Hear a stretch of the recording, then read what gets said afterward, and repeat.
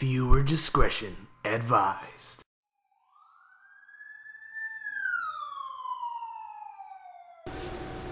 What's up everybody, Big D here. It's time to review Z Nation Season 1, Episode 12, titled Murphy's Law. This is an episode, next week is the season finale. I don't know what you call the episode before, penultimate episode, whatever. What an episode it was, man. It should take me less than a minute to recap the whole episode, pros to cons, to give you my final score. Real quick, just want to give a thanks, man, to watching, because we're almost done. We boarded the train, episode 1, we took off after that. We keep on going, and our journey's almost over, so thanks so much. We're going to have a party next week. Not literally, unless you guys want to come over, but I don't know where you live. Anyway. Z Nation. So, Murphy, he's golfing in the beginning, having fun. And they have, like, cocktails and doing jokes around the table. It's really cool. And, we meet these new characters. And one's Zimmerman. And there's this girl and there's this other guy who's typically older. And they get drugged, basically. And still the apocalypse and you get drugged and roofied. Not such a safe world.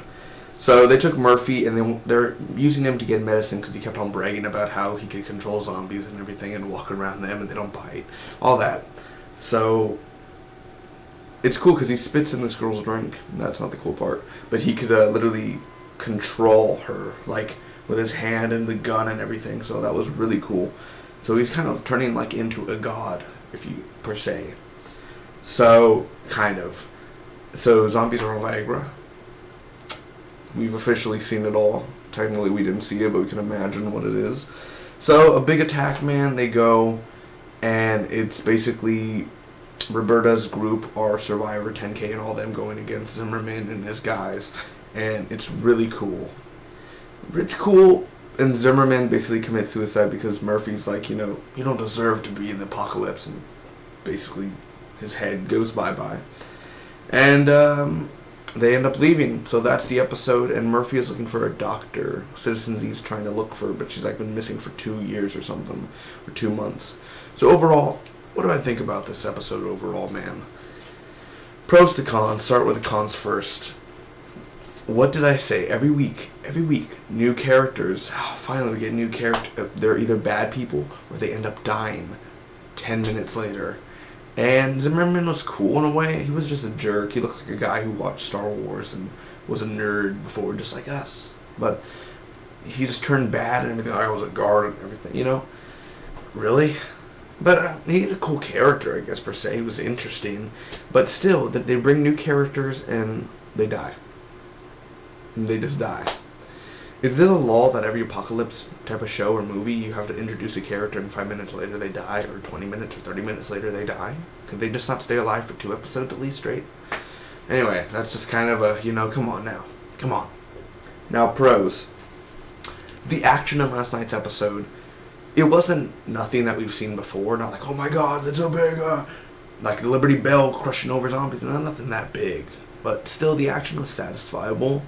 Last week's episode bored me with the lack of true action that Z Nation brought us, man.